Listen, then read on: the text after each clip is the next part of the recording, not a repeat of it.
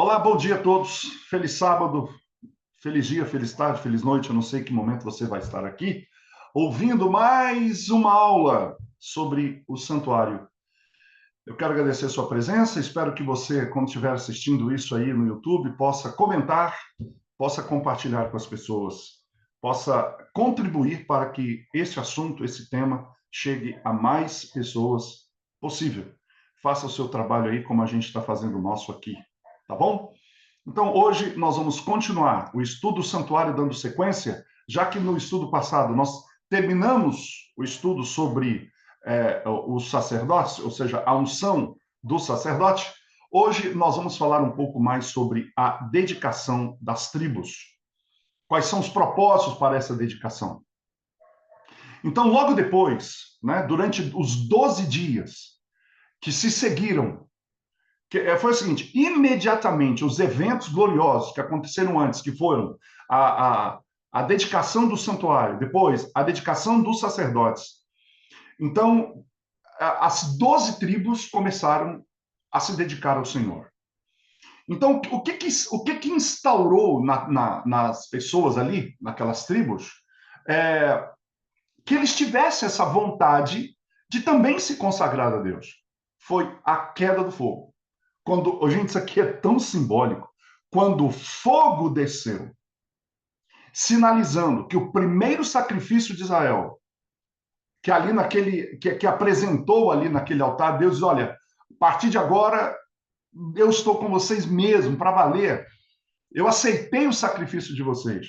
E isso inspirou a devoção de todo o povo. Então, cada dia, um príncipe israelita se consagrava a Deus como representante de toda a tribo, e ele, então, ao fazer isso, ele dava o exemplo para que o clã dele pudesse fazer a mesma coisa. E quem começou esse processo não foi outra tribo a não ser Judá, né? A primeira nação que se compromete na tarefa de estabelecer, de fato, a igreja de Deus ali no deserto. Isso está em Números 7, 1, ok?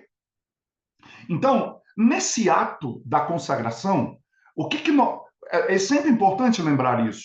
O que acontece no santuário era o primeiro evento sendo um símbolo daquilo que deveria acontecer depois. Nós sempre temos que ter isso em mente. Né? O santuário e o que acontecia ali sempre iria apontar para algo no futuro.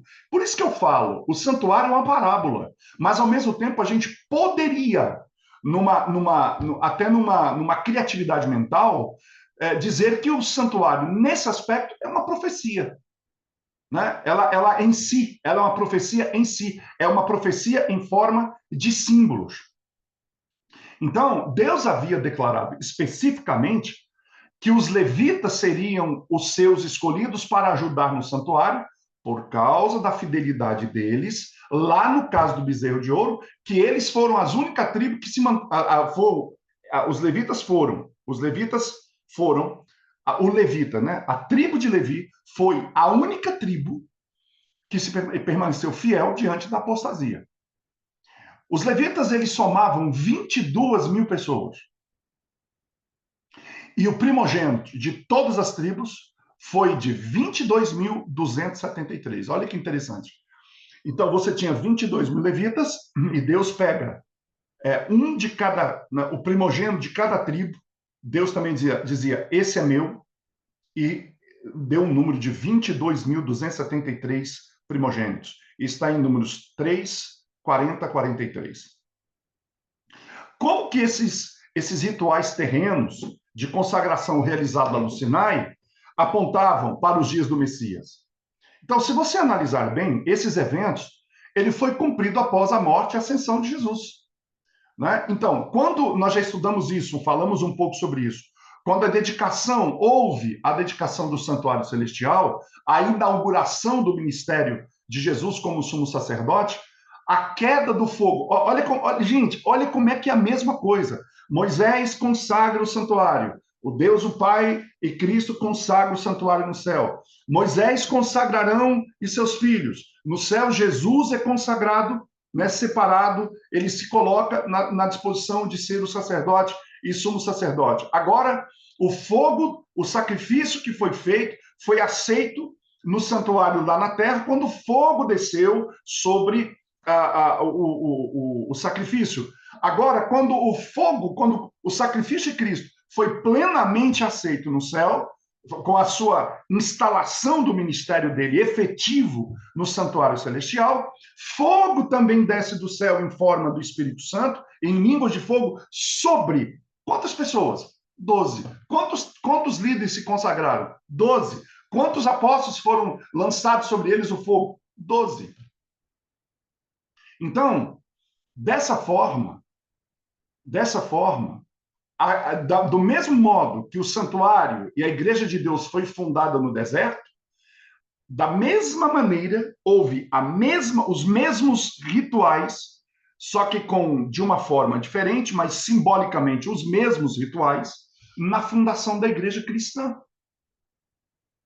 Então, dessa maneira, o reino de Deus, e é isso que importa, por isso que Cristo diz: buscar em primeiro lugar o reino, e o resto se acrescenta.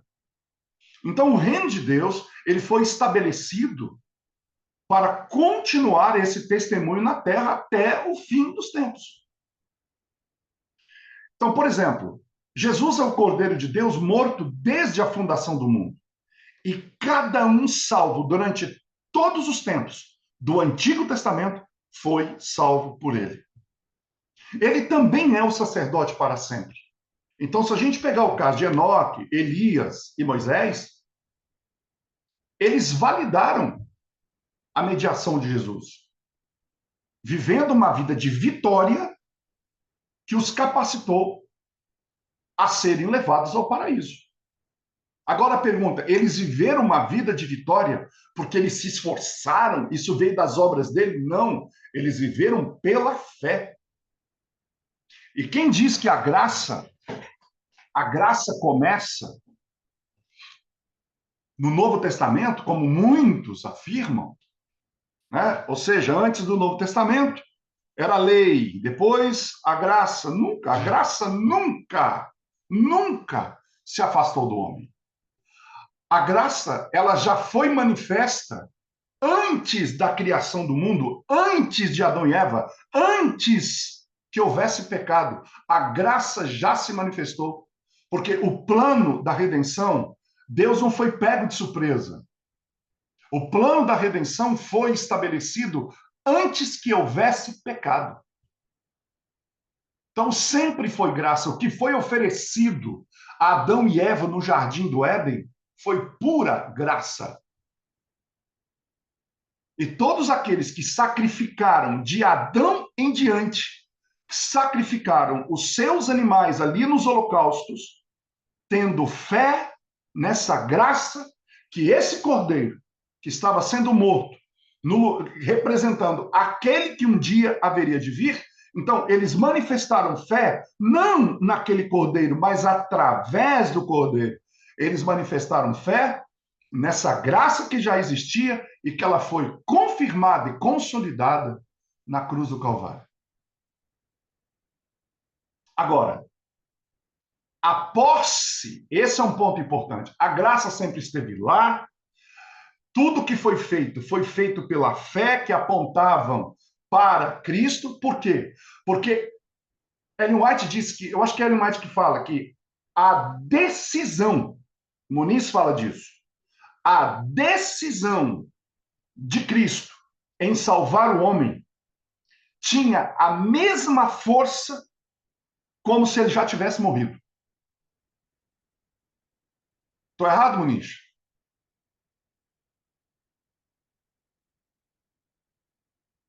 Então, essa decisão foi tão importante quanto a própria morte do Cordeiro. Agora, É isso mesmo. é Ele isso? Pode falar. é isso. Por isso que ele é morto antes da fundação do Antes da mundo. fundação do mundo. Na verdade, antes de pronunciar a vida, ele providenciou sua morte, né? Antes de Por criar, isso que eu ele gosto do Muniz, salvou. cara. Antes, antes de luz, a cruz, que a gente diz que a redenção não foi uma invenção dentro da criação. A criação foi gerada no ventre da redenção. Irmãos, olha que coisa linda que esse homem fala. Por isso que eu sou apaixonado. Muniz vai pregar, eu quero saber onde. Eu quero ver. Porque por isso, ele faz a gente ver as coisas de um jeito diferente. Muito obrigado, Deus te abençoe por ser assim, né? Por ter essa visão tão maravilhosa sobre a graça de Deus e coisa que nós discutimos muito isso, a gente queria que a igreja tivesse essa certeza, cara. Isso aí Edivaldo, quer ver? Ele foi como presciente, ele anteviu. Como previdente, ele providenciou. E como providente, ele se entregou de fato. A morte, não tinha como Jesus recuar, ele tinha decidido. é isso aí. Ele Ele, jamais recuaria. a cruz foi a morte dentro da história, mas a decisão foi a morte dentro do propósito eterno. É isso aí. A cruz foi a morte dentro da história. Guarda essa frase. A cruz foi a morte dentro da história. Mas a morte de Cristo aconteceu muito antes dentro do propósito de Deus. Porque promessa de Deus, aquilo que eu falo sempre, promessa de Deus não é algo que Deus prometeu, aquilo vai ser cumprido. Então, quando Deus promete, como ele é atemporal, é como se já tivesse acontecido. Por isso que quando ele diz, virei outra vez, não tenha dúvida, ele virá. Ele virá. E está chegando a hora. Então, agora, como sacerdote no santuário celestial, aí sim, realmente aconteceu em Pentecoste. Porque pela vida dele, pela morte dele, pela ressurreição, ascensão, consagração como sumo sacerdote e sacrifício, Jesus cumpriu literalmente esse propósito aí que o Muniz colocou, desses tempos eternos. E como é que foi feito essa purificação dos levitas? Eles foram reunidos diante dos israelitas, eles foram aspergidos com água da purificação, ele, depois de terem sido raspado todo o cabelo e lavado as roupas. Então, como é que essa água purificadora ela era preparada? Essa água que lavava os levitas, ela era preparada com as cinzas da novilha vermelha. Isso é muito importante. Os filhos de Israel, então, foram representados por esses seus 12 chefes tribais. O que esses 12 fizeram, então? Esses homens, eles colocaram as suas mãos sobre as cabeças dos levitas. E aí, o que aconteceu? Arão, então, oferece esses levitas perante o Senhor como oferta movida. Lembra? A oferta movida era o seguinte: ele pegava a oferta e fazia esse movimento para cima, para baixo e para os lados. Então, quando Arão oferece os israelitas, ou melhor, os levitas para o Senhor, a partir dali eles poderiam então executar o serviço do Senhor no templo.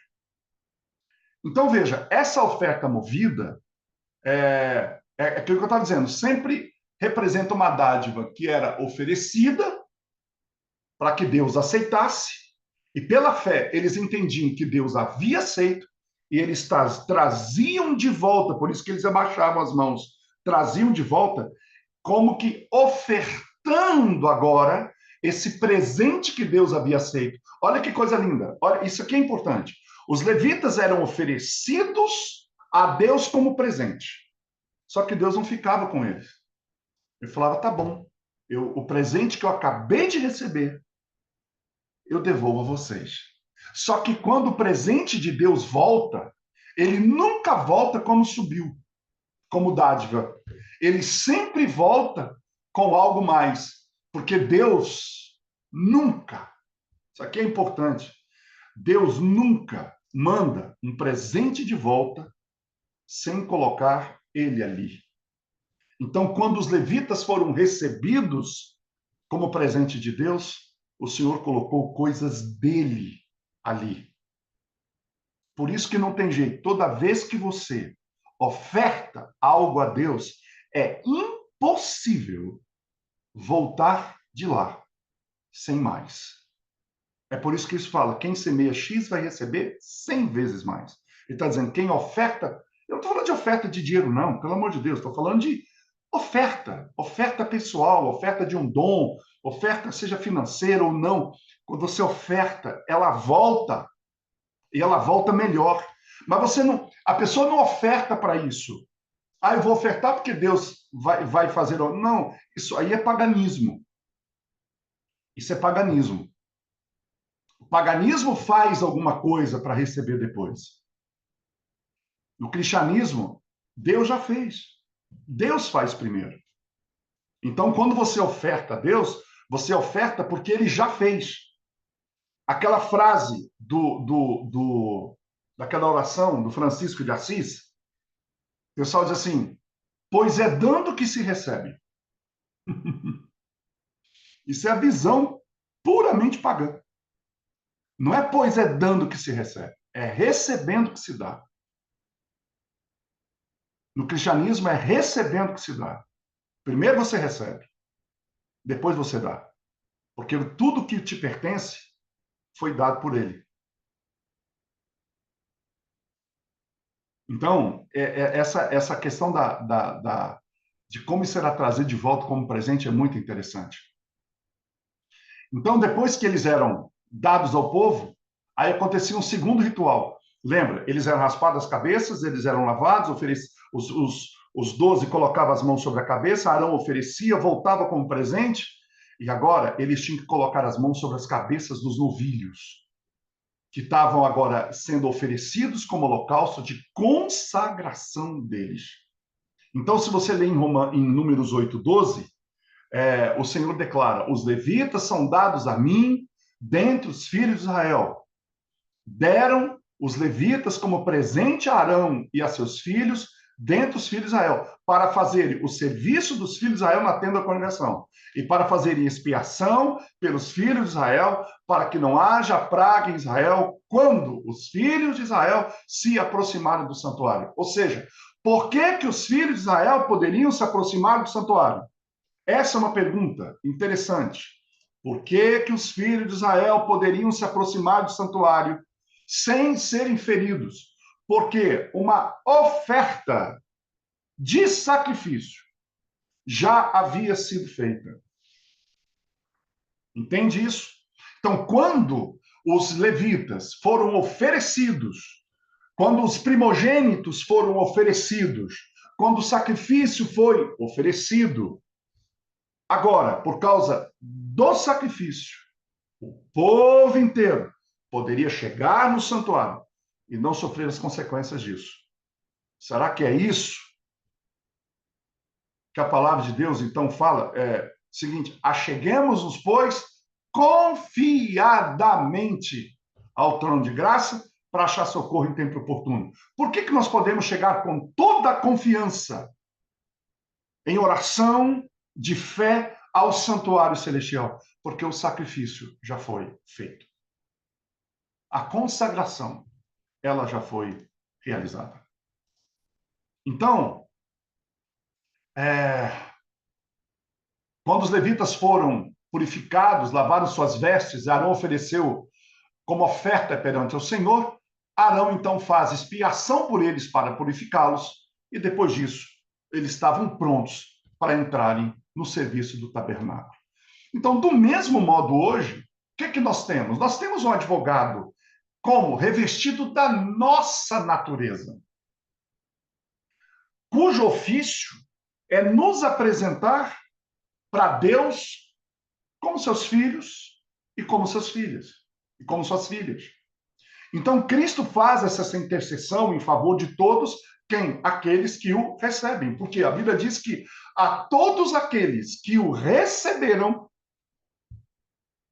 deu-lhes o poder para se tornarem filhos de Deus. E o Pai, então, demonstra esse amor por Cristo, recebendo e acolhendo esses amigos de Cristo como se fossem seus amigos. Por quê? Porque o pai está satisfeito com a expiação feita. E aí ele é glorificado pela mediação do seu filho. E por causa disso nós somos aceitos, então, no amado. E aí nós chegamos ao trono, e esse é um ponto importante que o Muniz, então, inclusive, coloca, que nós chegamos ao trono da graça, por quê? Porque ele inaugurou o caminho como percursor na manhã da ressurreição. Quando ele sobe na manhã da ressurreição e vai ao Pai, ele vai, é como se ele tivesse imagina, um caminho. Eu não sei quem de vocês já morou na roça, no mato, mas quando você chega num lugar que não tem caminho, você olha, é cipó, macega, aquele monte de coisa, árvore, você não consegue entrar. Aí alguém vem com um trator de esteira e vai rasgando, e vai abrindo aquela clareira, e vai abrindo aquele caminho até você chegar onde você precisa chegar. O que Cristo fez? Quando Cristo saiu da manhã da ressurreição, é como se ele pegasse um trator de esteira e ele fosse rasgando o mato, tirando tudo, cipó, macega, tudo que você puder imaginar, que impedia a gente de chegar ao Pai que estava do outro lado da mata. Ele rasgou um caminho, criou um caminho e falou: agora vocês podem vir. E não é um caminho qualquer, não. É um caminho. Ele não só abriu o caminho, para a gente não errar, para ter certeza da gente não errar, ele deixou o seu sangue para a gente seguir os seus passos. Sabe por quê? Que você tem a certeza de que você pode trilhar esse caminho? Eu vou te explicar por quê. Muniz fala isso, ele diz, porque quando ele inaugurou o caminho, nós estávamos nele, como se nós estivéssemos junto com ele inaugurando esse caminho. Não é maravilhoso o plano da redenção? Nós estávamos nele. Quando ele chegou na manhã da ressurreição, diante do Pai, a humanidade inteira chegou junto com ele na pessoa dele. Todos. Todos que já viveram em todas as épocas e todos que ainda viveriam, já chegou ao Pai através de Cristo Jesus. Isso é extremamente maravilhoso, fantástico, extraordinário. Não há palavras para a gente dizer glória a Deus por aquilo que ele fez, tem feito e ainda fará por todos nós. Então, continuando aqui, no nosso estudo do santuário, fazendo sempre essas aplicações. Então, Cristo tornou-se um meio de oração e de bênção entre Deus e o homem. E O aí, o que ele Edivaldo, faz? Oi, fala, Muniz. esse, esse momento aí é fantástico que você está tocando. Porque tudo era uma agenda, né? A morte dele foi uma agenda, a ressurreição. Aí Maria está ali e disse, Rabi, isso, Maria. Aí Maria queria alongar a conversa e disse, Maria, não me detenha, não me segure, porque tem uma agenda. Vai Isso para os aí. meus discípulos que eu vou para o Pai agora. Existe uma festa universal me esperando. Foi isso aí. É isso aí. Imagina, Ó, imagina ele entrando no santuário celestial, o Pai se levanta e diz: teu sacrifício. E aí é isso aí, cara. Ele não foi só, nós estávamos nele. O caminho foi inaugurado, por isso que a gente nossa, pode ir. você vai falando aqui, Muniz, sem brincadeira, eu vou arrepiando todinho. Você tá doido. Você tá doido, cara. Isso é evangelho, gente. Isso é evangelho. Esse evangelho que dá certeza, sabe? Evangelho não dá dúvida, ele dá certeza. E isso é extraordinário, isso é maravilhoso para todos nós. Então, é, olha só uma coisa. Para pensar. Eu queria que vocês parassem para pensar um pouco na palavra influência. Muniz, vocês acham, parabéns, vocês acham que Jesus tem alguma influência com o Pai? Quanta influência você acha que ele tem? Hum? Assim, calculando assim, quanta influência ele tem? Vocês acham que ele tem pouca influência? Eu não sei se você, eu não sei se vocês uma certa ocasião, deixa eu contar uma historinha para vocês aqui, que eu acho que essas histórias são importantes para ilustrar. O que é influência? Eu fui roubado, faltando aí uns 15 dias, uns 15 dias, para eu viajar. Passagem comprada, viagem para Portugal com a família, passagem comprada, tudo certo, tudo fechado. Na volta da Argentina, no Hotel Ibis, minha mala foi roubada com passaporte, com computador e tudo. Dinheiro, inclusive, que eu tinha lá dentro. Dinheiro a gente ganha de novo, mas sabe o que estava acontecendo? Na época, a Polícia Federal estava de greve e não estava fazendo passaporte. Você podia até pedir. Eu falei, vou chegar em casa e vou pedir agora. E fui lá correndo, já pedi, já paguei, tudo certinho, tudo certinho. Mas ninguém sabia quando que o passaporte iria voltar. De repente, por alguma razão, e eu orando a Deus, abre-se uma janela. Então, quem havia feito o pedido entre o dia 19 de um mês tal lá, até o dia 30 iria ser atendido. Eu estava nessa faixa. Só que não haveria tempo de entrega para a minha viagem. Seria atendido, mas não teria tempo. Aí eu falei, aí me veio na cabeça o nome de uma pessoa que eu conheço, que tem muita influência no governo de Minas. Trabalhou com a Anastasia, inclusive ela é adventista, a pessoa. Eu liguei e falei assim, minha querida, eu estou precisando de você. O que você quer? Eu estou precisando disso, disso, disso. Não, pode deixar. Deu 10 minutos de volta e falou assim, seu passaporte vai estar pronto, pode ficar tranquilo. Eu já falei com o diretor da Polícia Federal. Entendeu? Eu não tinha como chegar na polícia, no caso da Polícia Federal. Eu não tinha essa influência, mas eu conheci alguém que tinha. E essa pessoa, no dia que eu cheguei lá para pegar o passaporte, foi um negócio muito interessante. A hora que eu cheguei, uma pessoa lá de dentro me falou assim: Você é o Jonas? Eu falei: Sou. Pois é, era eu que estava acompanhando o seu processo aqui dentro, que eu fui informado que eu precisava acompanhar seu processo. Pode vir aqui que seu passaporte está comigo. Gente, para pensar nisso. Agora eu pergunto: você acha que Jesus, quando você chega nele, qual a influência que ele tem com o Pai? Qual a influência?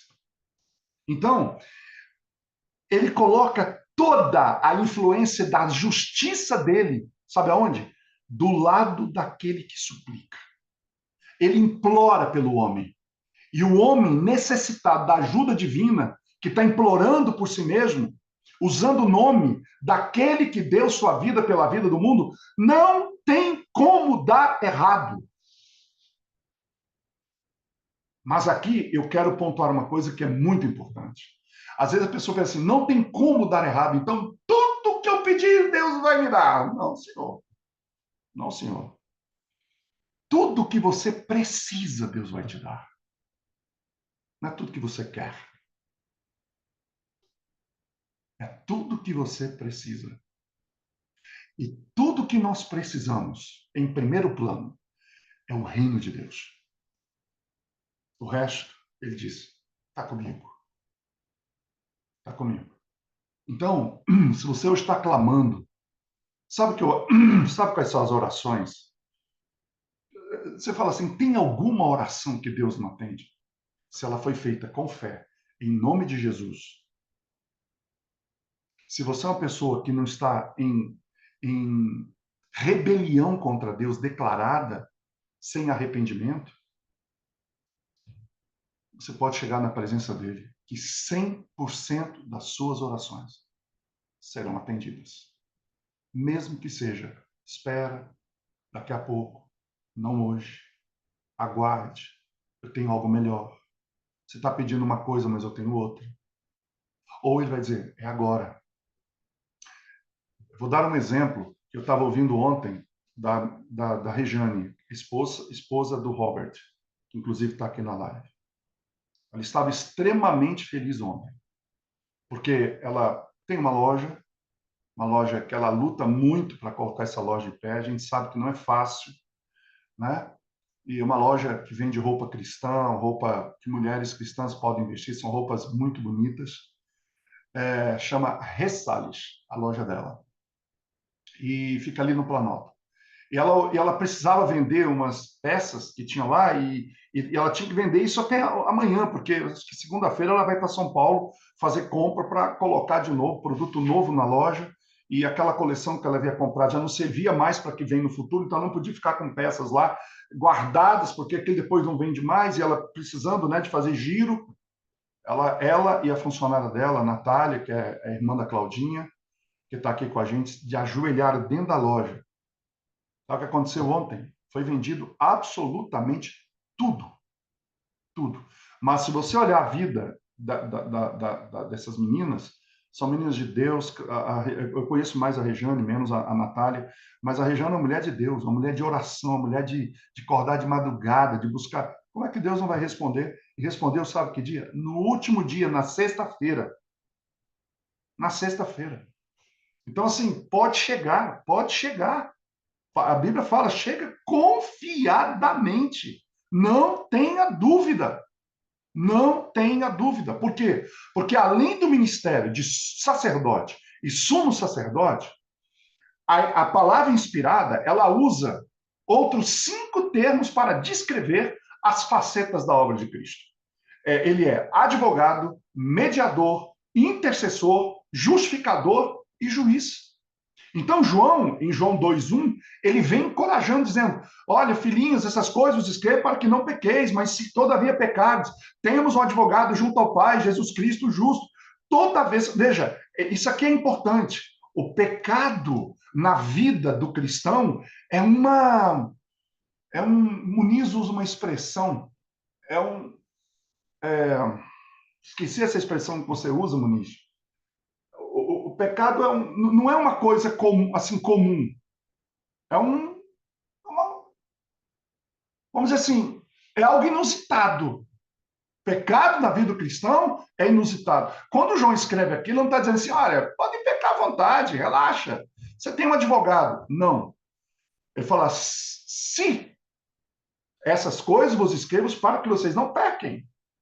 Mas se, por acaso, se houver isso, se houver um pecado, e aqui é óbvio, eu não sei se o Muniz vai concordar comigo, porque eu não sou teólogo, né? Eu sempre falo isso aqui. Posso cometer erros, e me ajudem se eu cometer algum erro. É normal. Mas olha só, eu entendo o seguinte, de que pecado João está falando? Gente, às vezes a gente peca por uma intenção errada.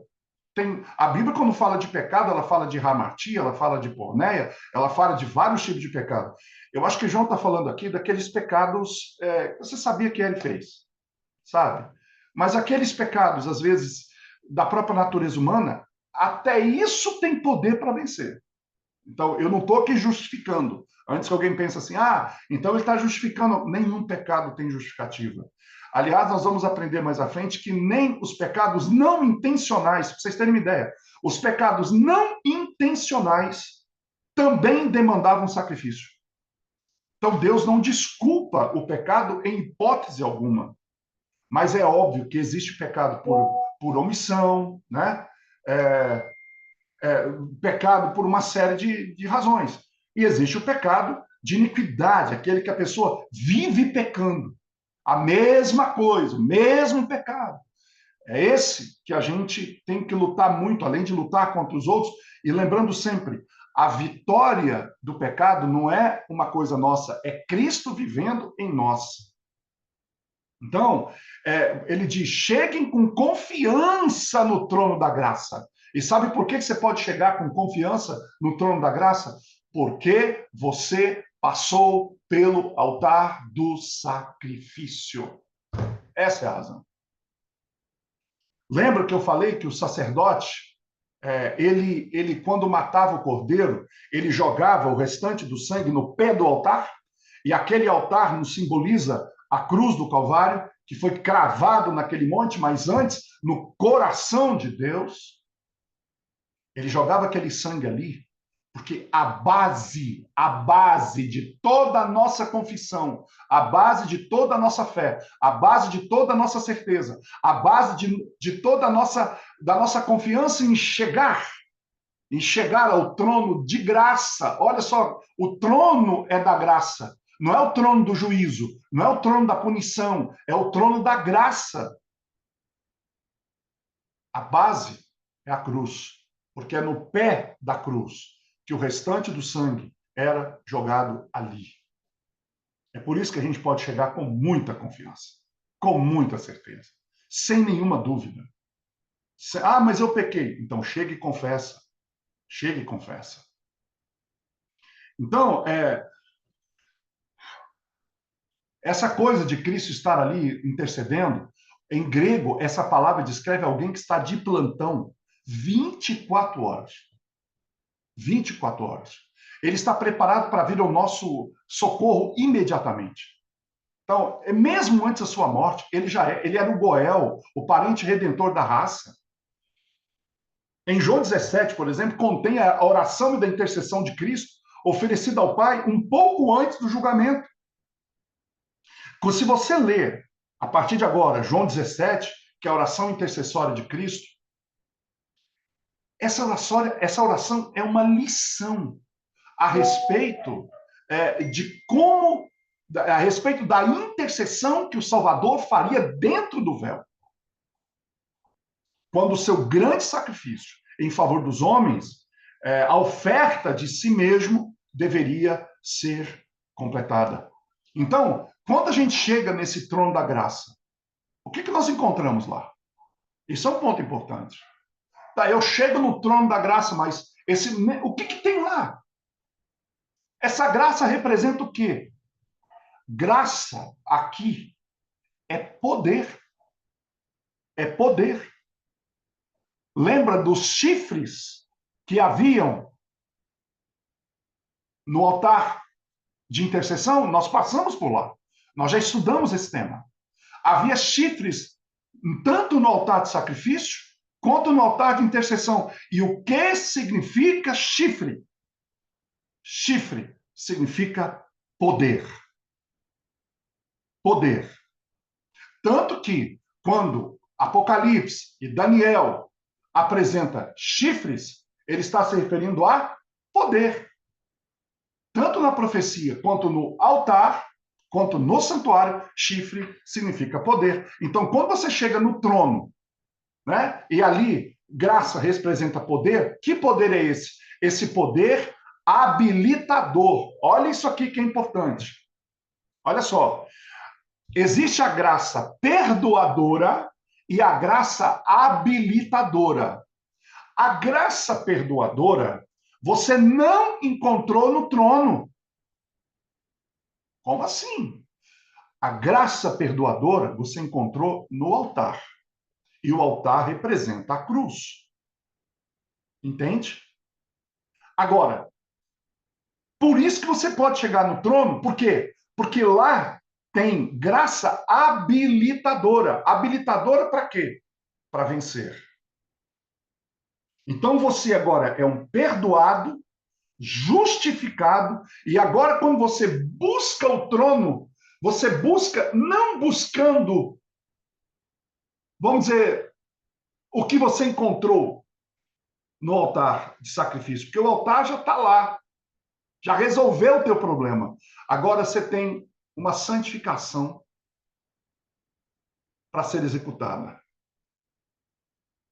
Porque a justificação já aconteceu. Aconteceu, ou seja, no trono não é para te justificar. O trono é para te santificar. O trono é para te habilitar. É graça habilitadora. É graça que Cristo te concede. Ou seja, é a vida dele agora sendo implantada em você. A obediência que ele teve naquele corpo galileu, ele quer ter essa obediência na tua vida. Então, assim, esse é um aspecto muito importante da gente estudar aqui. Então, olha só. Essa oração, antes do Getsemane, mostra como Cristo vai, no santuário celestial, vai fazer, o que ele vai fazer em favor de todos aqueles que virem a ele com mansidão e humildade, vazios de egoísmo, crendo nesse poder habilitador. Por isso que aquela oração foi a última oração que ele ofereceu aos discípulos, que ele fez pelos discípulos e que foi oferecido um pouco antes de ele entrar no jardim do Getsemane. Lá, no jardim do Getsemane, Jesus atuou como intercessor do homem. Desde então, ele tem sido nosso advogado, o entuchano, que é frequentemente usado para Cristo, né? Intercessor no hebraico, essa palavra. Essa palavra significa alguém que está peticionando, suplicando, alguém que se interpõe em nome de outro, em tempo de conflito. Por que ele é capaz de fazer isso? Porque ele se identificou com todo ser humano. A nossa humanidade está nele. E agora, a nossa humanidade nele está sentado no trono do Pai. E ele está lá como nosso representante.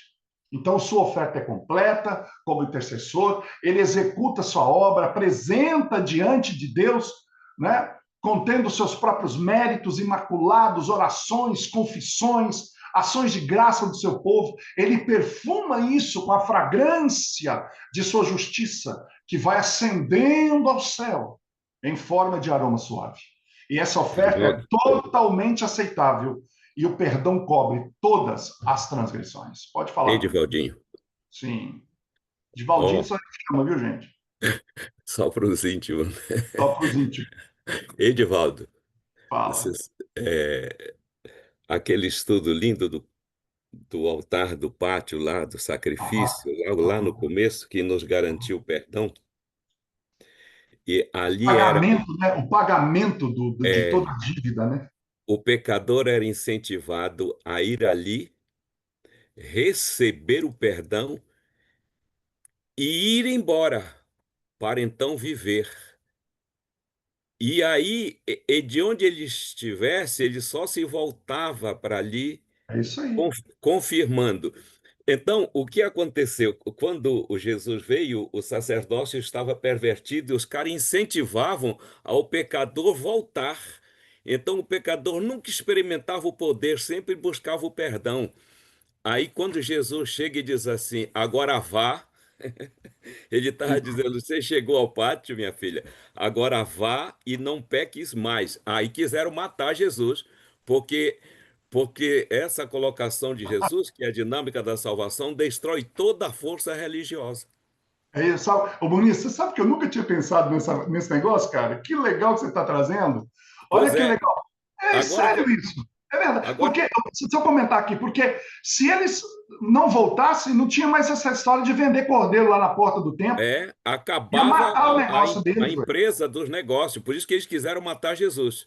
É Agora, verdade, cara. e agora eu pergunto para você, a minha experiência, é, a minha observação, e eu acho que de todos que estão aí, é que dificilmente você vai encontrar uma pregação que libera a pessoa para o poder, para o trono, buscar a busca do poder, sempre levando a igreja para o pátio.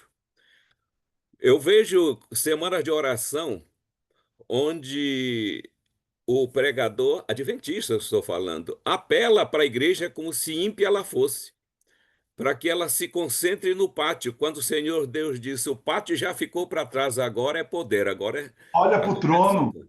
Agora Olha para o vamos para o trono. trono. E se a gente trimilicar a Ui, voz, crente velho, é crente de trecho, de décadas, chora. Aceitar Jesus. Aceitar Jesus é passado, agora é viver por ele. nossa, E, eu vou parar e- por aqui.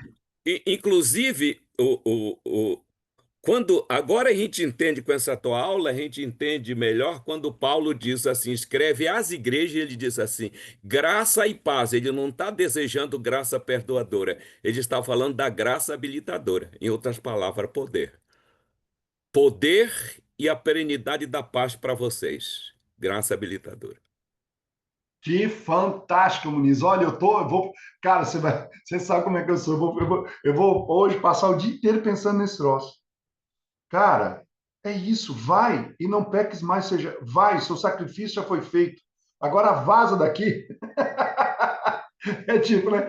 Vaza daqui, Teu sacrifício, o sacrifício já foi feito, agora vai viver uma vida plena. Ah, mas senhor, como é que eu faço para viver vida plena? Vou voltar lá para o sacrifício? Não, senhor, você vai voltar lá para o trono da graça. É lá você vai encontrar poder para viver essa vida que você entregou no altar. É isso, Muniz? É exatamente isso. É por isso que a pregação adventista canaliza a mente das pessoas no Calvário, já não, já canaliza a mente do crente no santuário celestial. É isso aí. É isso aí. E é por isso que a gente está aqui hoje. Olha, que participação bacana que a gente teve. Por isso que eu gosto do Muniz aqui toda a aula. Quando você não vem, eu fico chateado, porque não tem essa dinâmica. Então, queridos, nós vamos ver agora que o plano da salvação não foi uma reflexão tardia. Eu, com isso, eu quero fechar. É, aliás, antes de falar disso, porque eu já tenho que terminar o dia de hoje, eu quero só falar um pouco sobre a profecia messiânica, né? Então, eu disse que quando as nossas orações é perfumada com a justiça dele, vai ascender ao céu com um aroma suave. E ela é totalmente aceitável e o perdão cobre todas as transgressões. Então, como o justificador, que a gente vê isso lá em Romanos 3:26, de todo penitente, o ministério de Cristo foi predito por quem? Por Isaías. Isaías 50, 5 e 6 diz que ele tem a palavra final ao declarar o pecador certo. A palavra usada aqui é dik, certo, ele está certo diante de Deus.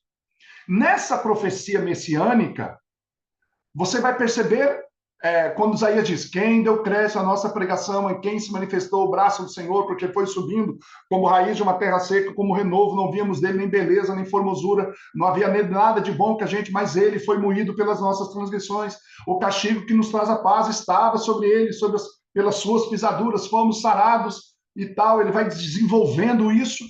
Então, essa profecia messiânica que aponta o sofrimento do Salvador são notados ali pela primeira vez.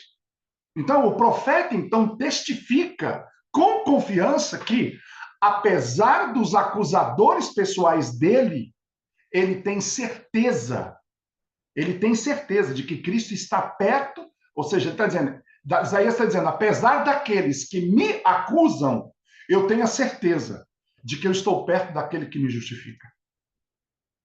O conceito por detrás disso, gente, é um conceito forense. Isso aqui é importante.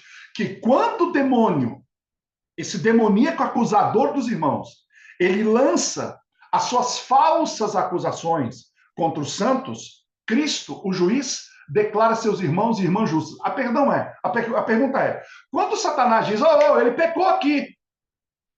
Peraí, vamos pensar um pouco aqui, mas não pecou mesmo? Mas não pecou mesmo? Então Satanás não teria razão? Acontece que aqui é um detalhe importante. Você não pode acusar ou julgar uma pessoa duas vezes pelo mesmo crime. Entende isso? Então, se Cristo pagou o meu pecado, pagou a dívida, não tem mais dívida. Quando Satanás fala assim, ei, ele tem uma dívida aqui. Não, essa dívida já foi paga. Ele está correto. Tem nenhuma dívida aqui. Deus olha lá no caderninho, não tem dívida aqui não, mãe. Do que você está falando? É por isso que a acusação é falsa. Ela não é falsa porque eu, de fato, não cometi o erro. Ela é falsa porque esse erro, esse pecado, como ele já foi pago, não tem mais dívida. Quando Satanás aponta para essa dívida, uma dívida que já foi paga não é mais dívida.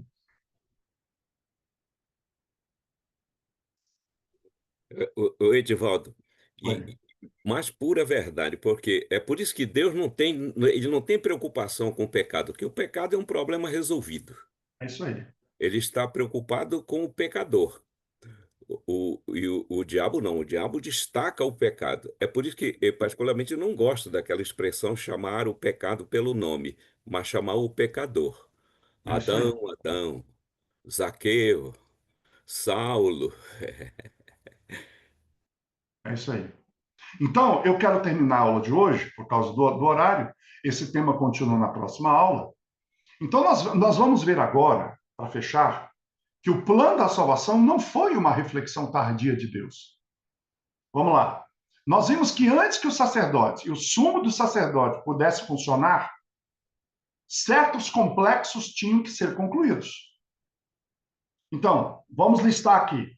O tabernáculo e todos os seus arranjos e móveis foram feitos e consagrados. Baseado em quê? No modelo que foi apresentado lá no monte, na figura que foi apresentado lá no monte, um modelo de santuário celestial que já existia. Depois, os sacerdotes foram chamados, investidos, ordenados para suas tarefas. Está vendo que é uma sequência? Agora os sacrifícios estavam prontos para serem mortos e seu sangue usado nos ritos da dedicação. Vai seguindo a sequência. O unguento, que já estava preparado, foram aplicados. Somente depois que a complexa estrutura havia sido montada, todas as suas cerimônias realizadas durante um ciclo de 7 dias, e esse número chama a atenção para a perfeição, integridade, foi só aí, e somente aí, depois de 7 dias, que os sacerdotes e o sumo sacerdote podiam começar seus deveres oficiais no 8º dia. Então, cada um desses elementos que eu acabei de colocar, você tem a sua contraparte no tabernáculo celestial, onde Jesus ministra. Então, antes que Cristo pudesse começar o seu ministério como sacerdote e sumo sacerdote, ele também deveria ser tirado dentre os homens, ordenado em nome dos homens nas coisas pertencentes a Deus, e a fim de oferecer dons não sangrentos e sacrifícios sangrentos pelo pecado. Paulo diz, porque era necessário que ele também tivesse alguma coisa que pudesse oferecer, antes que pudesse mediar em nome do seu povo. Quando é que Cristo cumpriu esses requisitos? Ele cumpriu esses requisitos quando ele se ofereceu a si mesmo, imaculado, ou seja, sem defeito, sem mancha, sem marca, a Deus lá no Calvário. Ao contrário dos sacerdotes de Israel, que ofereciam sacrifícios diários dos animais, Jesus ofereceu uma vez por todas, quando ele ofereceu a si mesmo. E aí, ele ascende às cortes celestiais e do próprio Deus, ele ouve a certeza de que a expiação que ele fez pelos pecados dos homens havia sido ampla e restrita, e através do sangue dele, todos poderiam ganhar a vida eterna. Então, Cristo deveria agora completar sua obra e cumprir sua promessa de fazer, é isso que nós acabamos de falar agora, fazer um homem, olha só, ele não faz isso no Calvário. Olha só o que eu estou dizendo. No Calvário, quando ele ascende às cortes celestiais, Deus diz, ok, todo mundo está, o pecado está pago, o caminho está feito, todo mundo pode ser agora salvo pelo seu sangue, mas o trabalho, e isso aqui que eu estou falando, ele é tão importante, para que fique claro, por isso que eu estou sendo enfático, repetitivo, porque eu entendo que isso para você é muito importante você entender isso. Quando a gente chegar no ritual final do santuário, lá no dia do Yom Kippur, você, por favor, lembre dessa aula de hoje. Ou seja, Cristo agora, depois do Calvário, no santuário celestial, ele devia completar. E não no sentido, quando a gente fala aqui de completar, é não no sentido de provisão. A provisão foi completa, cabal e acabou, é a cruz. Mas agora ele devia completar a sua obra da promessa de fazer um homem mais precioso que o ouro puro, um homem do que mais precioso que a cunha de ouro de Ofir. Então todo o poder no céu e na terra foi dado a quem? A ele, a Cristo. E agora ele retorna aos seus seguidores em um mundo de pecado para que pudesse comunicar o quê? Esse poder, essa glória. Então Jesus não completa sua obra no Calvário. Isso que eu estou falando agora, para o evangélico, é a maior das heresias. Mas eu acho que eu deixei claro de que obra eu estou falando. A obra de se entregar, a obra de pagar, a obra de quitar a dívida do homem, a obra de quitar toda a culpa. Essa foi concluída no Calvário. No Calvário, isso foi concluído. A culpa não existe mais. O pecado foi pago. A culpa do homem foi pago. O caminho foi aberto. Mas a obra completa de erradicação do pecado, que essa é a proposta do santuário, não completou no Calvário. A sua ressurreição, ascensão e ministério como sacerdote, sumo sacerdote, no santuário, são tão importantes como a sua morte, porque se ele tivesse, por exemplo, se ele não tivesse ressuscitado, seria vã a nossa fé. Se ele não tivesse agora no céu intercedendo, para que ele intercederia? Baseado em quê? Entende? Não faz sentido isso.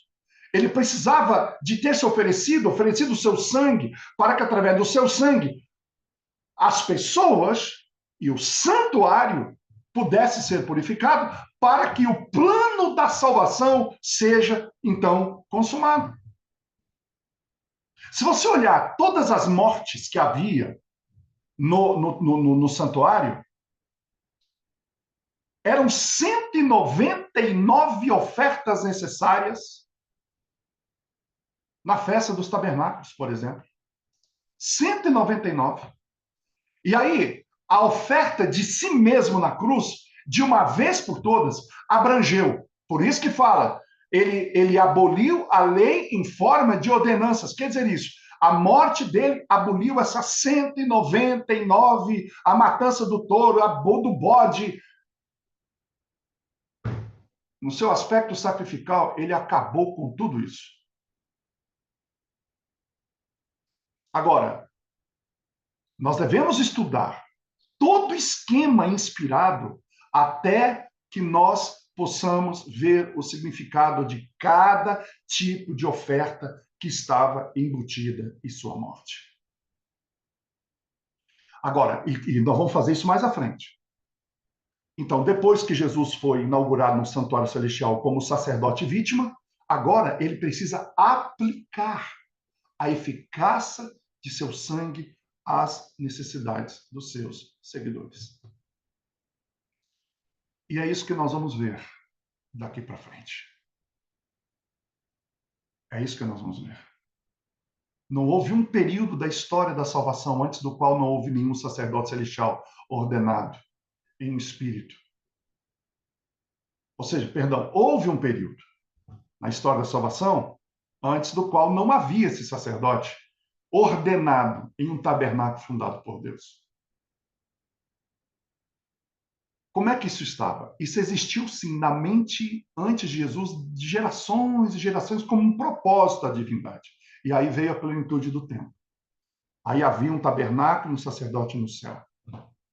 Então, 5 anos antes da ressurreição de Cristo, Zacarias havia previsto esse tempo quando ele disse, e ele será, olha o futuro, sacerdote no seu trono. Está em Zacarias 6, 11 a 15. Então, Paulo explica, né, que isso ocorreu quando Cristo veio como sumo sacerdote. Isso é, no dia do Pentecoste, porque tinha o conhecimento dessa mudança. Então, cada vez que ele esparge seu sangue, em casos individuais, a sua morte sacrificial está sendo especificamente recapitulada, ou melhor, aplicada. Então, gente, eu vou terminar por aqui no dia de hoje. O estudo continua na próxima aula, porque nós temos que terminar. O estudo hoje foi, na minha opinião, intenso, maravilhoso. A participação do Muniz foi fantástica. Nós temos que nos preparar para ir para o templo, na adoração. Mas eu queria desejar aqui um excelente dia de sábado a todos. E eu sempre faço, né? O que eu faço aqui, às vezes eu noto que nem todo mundo fala, mas está tudo bem. Mas eu gosto de ouvir, de ver os comentários de vocês sobre o. É bom, né? A gente saber assim o que as pessoas viram do tema de hoje, né? Então tá aqui aberto para você enviar mensagem, se você quiser, né? E vamos orar e vamos terminar nossa aula por hoje, mas continua no sábado que vem com mais ênfase nesse aspecto que eu considero fundamental. Por isso que eu estou investindo tanto tempo nisso, porque Quando a gente terminar, a gente vai começar então sim, com as ofertas, com sacrifícios, os tipos de sacrifícios, os tipos de ofertas, para a gente chegar finalmente ao dia do Yom Kippur. Vamos orar. Pai querido, obrigado, em nome de Jesus, por tão grande salvação. Que todos aqueles que estão ouvindo agora, ao vivo, e aqueles que verão depois a aula no YouTube, possam sair dessas aulas com a certeza de que eles são aceitos e amados em Cristo, amados pelo Pai, em Cristo Jesus, o nosso Senhor e Salvador. Obrigado por tão grande salvação e abençoe as vidas de cada um que está aqui neste momento, suas famílias, em nome de Jesus. Amém. Deus abençoe a todos. Até sábado, se Deus quiser. Fala lá no Zap.